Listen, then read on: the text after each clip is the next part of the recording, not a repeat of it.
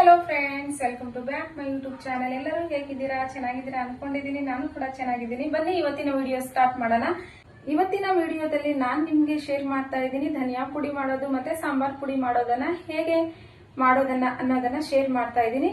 ನಾನು ನನ್ನ ಮನೆಯಲ್ಲಿ ನಾನು ಹೇಗ್ ಮಾಡ್ತೀನಿ ಸಾಂಬಾರ್ ಪುಡಿ ಮತ್ತೆ ಧನಿಯಾ ಪುಡಿನ ಅಂತ ಹೇಳಿ ಹೋಗ್ತೀನಿ. ನೀವು ಕೂಡ ನೋಡ್ತಾ ಹೋಗಿ. ಹಾಗೆ ನನ್ನ ಚಾನೆಲ್ ನ ಯಾರೆಲ್ಲ ನೋಡ್ತಾ ಇದ್ದೀರಾ ಪ್ಲೀಸ್ ಸಬ್ಸ್ಕ್ರೈಬ್ ಮಾಡ್ಕೊಂಡಿಲ್ಲ ಅಂದ್ರೆ ಸಬ್ಸ್ಕ್ರೈಬ್ ಮಾಡ್ಕೊಳ್ಳಿ. ಹಾಗೆ ಬೆಲ್ ಐಕನ್ ಕ್ಲಿಕ್ ಮಾಡ್ಕೊಂಡು ನಾನು ಹಾಕುವಂತ ಎಲ್ಲ ಹೊಸ ಹೊಸ ವಿಡಿಯೋಸ್ ಗಳನ್ನ ನೋಡ್ತಾ ಹೋಗಿ, ಪ್ರೋತ್ಸಾಹ ಕೊಡ್ತಾ ಹೋಗಿ ಅಂತ ಹೇಳಿ ನಿಮ್ಮಲ್ಲಿ ವಿನಂತಿ ಮಾಡ್ಕೊಂತೀನಿ. ಹಾಗೆ ಶೇರ್ ಕೂಡ ಮಾಡಿ, ಫ್ರೆಂಡ್ಸ್ಗೆ ಫ್ಯಾಮಿಲಿ ಮೆಂಬರ್ಸ್ಗೆ ಶೇರ್ ಮಾಡಿ. ಆಗ ನನಗೂ ನೀವು ಪ್ರೋತ್ಸಾಹ ಕೊಟ್ಟಂಗಾಗುತ್ತೆ. ಫ್ರೆಂಡ್ಸ್, ನಾನು ಸಾಂಬಾರ್ ಪೌಡರ್ ಮಾಡಲು ಏನೆಲ್ಲ ಇಂಗ್ರೀಡಿಯೆಂಟ್ಸ್ ಅನ್ನ ತಗೊಂಡಿದ್ದೀನಿ ನೋಡಿ. ಸ್ವಲ್ಪ ಕರ್ಬೇವಿನ ಸೊಪ್ಪು ತಗೊಂಡಿದ್ದೀನಿ, ಒಣಗಿಸಿರೋದಿದು ನೋಡಿ, ಗರಿ ಗರಿ ಆಗಿದೆ. ನಂತರ ಚಕ್ಕೆನ ತಗೊಂಡಿದ್ದೀನಿ, 1 ಬಟ್ಲು ತೊಗರಿಬೇಳೆನ ತಗೊಂಡಿದ್ದೀನಿ, 3/4 ಬಟ್ಲಷ್ಟು ಹೆಸರು ಬೇಳೆನ ತಗೊಂಡಿದ್ದೀನಿ, ಅರ್ಧ ಬಟ್ಲಷ್ಟು ನೋಡಿ ಉದ್ದಿನ ಬೇಳೆನ ತಗೊಂಡಿದ್ದೀನಿ, 1 ಬಟ್ಲು ಅರಿಶಿನ ಕೊಂಬನ್ನ ತಗೊಂಡಿದ್ದೀನಿ. ನಂತರ ನೋಡಿ ಕರಿಮೆಣಸು ತಗೊಂಡಿದ್ದೀನಿ ಇಷ್ಟು. ಜೀರಿಗೆನ ನಾನು 1 ಬಟ್ಲಷ್ಟು ಹಾಕ್ತೀನಿ. ಈ ಬಟ್ಲಿಂದ ಅರ್ಧ ಬಟ್ಲಷ್ಟು 3/4 ಬಟ್ಲಷ್ಟು ಹಾಕ್ತೀನಿ. ಚಿಕ್ಕ ಬೌಲ್ ಆದ್ರೆ ಒಂದು ಚಿಕ್ಕ ಬೌಲಿಂದ ಹಾಕ್ಬೋದು. ನಂತರ ನೋಡಿ ಬ್ಯಾಡಗಿ ಮೆಣಸಿಕಾಯಿನ ತಗೊಂಡಿದ್ದೀನಿ. ಧನಿಯಾ ಕಾಳು ಬಂದ್ಬಿಟ್ಟು 1 kg ಅಷ್ಟಿದೆ. ಇದನ್ನ ನಾನು ರೋಸ್ಟ್ ಮಾಡಿದ್ದೀನಿ ನೋಡಿ ಯಾವ ಥರ ಇದೆ, ತುಂಬ ಚೆನ್ನಾಗಿದೆ. ರೋಸ್ಟ್ ಮಾಡಿದ್ದೀನಿ ಇದನ್ನು ಆಲ್ರೆಡಿ ನಾನು. ಈ ಎಲ್ಲ ಇಂಗ್ರೀಡಿಯೆಂಟ್ಸನ್ನು ನಾನು ರೋಸ್ಟ್ ಮಾಡಿ ನಂತರ ಸ್ವಲ್ಪ ಹೊತ್ತು ಬಿಟ್ಟು ನಾನು ಮಿಷಿನ್ಗೆ ಹಾಕ್ಸ್ಕೊಂಬರ್ತೀನಿ. ಫ್ರೆಂಡ್ಸ್, ನಾನು ಇಷ್ಟೆಲ್ಲ ಇಂಗ್ರೀಡಿಯೆಂಟ್ಸನ್ನು ಹಾಕ್ತೀನಿ. ಇನ್ನೆಲ್ಲಾದರೂ ಮಿಸ್ ಇದ್ರೆ ಕಾಮೆಂಟ್ ಬಾಕ್ಸಲ್ಲಿ ನೀವು ಹಾಕಿ ಏನೆಲ್ಲ ಮಿಸ್ ಮಾಡಿದ್ದೀನಿ ಅಂತ. ನನಗೆ ಅಷ್ಟೊಂದು ಗೊತ್ತಾಗಲ್ಲ. ಆಲ್ರೆಡಿ ಒಂದ್ಸಲ ಮಾಡಿದ್ದೆ, ತುಂಬ ಟೇಸ್ಟಿಯಾಗಿ ಬಂದಿತ್ತು ಸಾಂಬಾರ್ ಪೌಡ್ರು. ಅದರಿಂದ ಇದನ್ನೇ ಹಾಕಿ ಮತ್ತೆ ಮಾಡೋಣ ಅಂದ್ಕೊಂಡು ಮತ್ತೆ ಮಾಡ್ತಾ ಇದ್ದೀನಿ. ಖಾಲಿ ಆಯಿತು ಅದು. ಮತ್ತು ಹಾಗೆ ಧನಿಯಾ ಪೌಡ್ರನ್ನ ಮಾಡಿಸ್ಕೊಳ್ಳೋಣ ಅದ್ರ ಜೊತೆಗೆ ಅಂತ ಹೇಳಿ 1 kg ಅಷ್ಟು ಧನಿಯಾ ಕಾಳನ್ನು ತಗೊಂಡಿನಿ. ಅದರಲ್ಲಿ ಪೌಡ್ರ್ ಮಾಡಿಸಿದ್ರೆ ಮಾಡಿಸ್ತೀನಿ, ಇಲ್ಲಾಂದರೆ ಎಲ್ಲ ಮಿಕ್ಸ್ ಮಾಡಿದ್ರೂ ಕೂಡ ಸಾಂಬಾರ್ ಪೌಡ್ರು ಆಗುತ್ತೆ. ಹಾಗೆ ಏನಾದರೂ ನಾನ್ ವೆಜ್ಗಳನ್ನು ಮಾಡಿದಾಗೂ ಕೂಡ ಇದನ್ನು ನಾವು ಹಾಕ್ಕೋಬೋದು.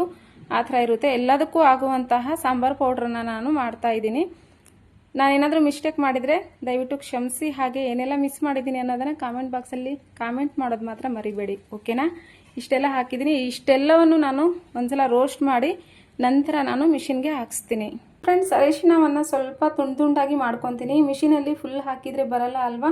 ಮಿಷಿನ್ ಅವರು ಹೇಳ್ತಾರೆ ಇಷ್ಟೆಲ್ಲ ದಪ್ಪ ಇರೋ ಅರಿಶಿನ ಎಲ್ಲ ಬರಲ್ಲ, ಸ್ವಲ್ಪ ತುಂಡು ಮಾಡ್ಕೊಂಬರ್ಬೇಕಾಗಿತ್ತು ಅಂತ ಹೇಳಿದರು ಹೋದ ಸಲ. ಅದಕ್ಕೆ ಈ ಸಲ ಸ್ವಲ್ಪ ತುಂಡು ಮಾಡ್ಕೊಂಡು ಹೋಗೋಣ ಅಂತ ಹೇಳಿ ನಾನು ಕಲ್ಲಲ್ಲಿ ಹಾಕಿ ಜಜ್ತಾ ಇದ್ದೀನಿ.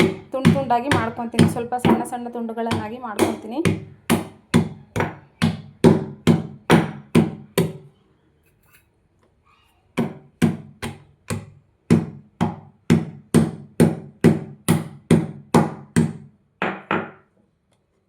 ಈ ಒಂದರಲ್ಲಿ 2 ಹೋಳು ಆದರೆ ಸಾಕು, 2 ಹೋಳು 3 ಹೋಳು ಆಗಬೇಕಷ್ಟೇ.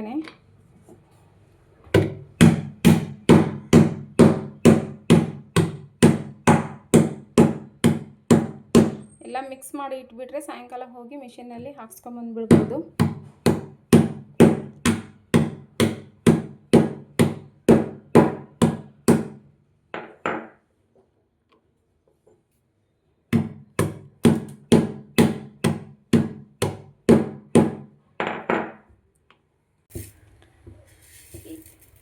ಬೇಳೆ ಬಂದು ಸ್ವಲ್ಪ ಗರಿ ಗರಿ ಆಗಬೇಕು, ಆ ಥರ ಇದನ್ನು ನಾವು ರೋಸ್ಟ್ ಮಾಡಬೇಕಾಗುತ್ತೆ.